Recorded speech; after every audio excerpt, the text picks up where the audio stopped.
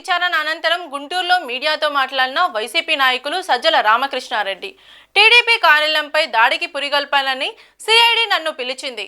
బాధ్యత గల పౌరుడిగా సహకరించాను. నేను ఆ సమయంలో లేనని చెప్పాను. గతంలో పట్టాభి బూతులు తిప్పినప్పుడు బాధపడ్డాం. రెండు వైపులా సంయమనం పాటించాలి. ఒక పథకం ప్రకారం తండ్రి కొడుకు రాజ్యాంగ విరుద్ధంగా రెడ్ బుక్ పరిపాలన కొనసాగిస్తున్నారు. వైసీపీ వారిపై కేసు పెట్టడం, రిమాండ్కు పంపడం చేస్తున్నారు.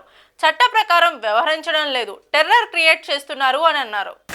ఇలాగే దారి తీస్తే ఇలాగే పోతూ మహా అంటే ఏం చేస్తారు, జైల్లో పెడతారు. ఓకే పెట్టుకొని కానీ మొదలు పెడితే అందులో వైఎస్ఆర్సీపీకి ఉన్న బలం దీన్ని దృష్టిలో పెట్టుకుంటాయి.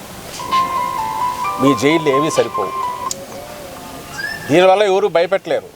ప్రజలకు ఏదైనా సేవ చేసి ప్రజలకు చేస్తామని చెప్పినవి చేసి తద్వారా వాళ్ళ బ్లెస్సింగ్స్ ఏమైనా తీసుకోవడానికి ప్రయత్నం చేయాలి. కానీ దాని నుంచి దృష్టి మళ్లించడానికి లేదా దాన్ని ప్రశ్నిస్తారని చెప్పి ఆ గొంతు నొక్కడం ద్వారా లేదా దృష్టి మళ్లించడానికి కృత్రిమ కుంభకోణాలు మీ అంతటా మీరు క్రియేట్ చేయడం ద్వారా లేని స్కాములంటూ ఒక కథ అల్లి ఒక స్క్రీన్ ప్లే తయారు చేసి పాత్రలను క్రియేట్ చేసి చేయడం ద్వారా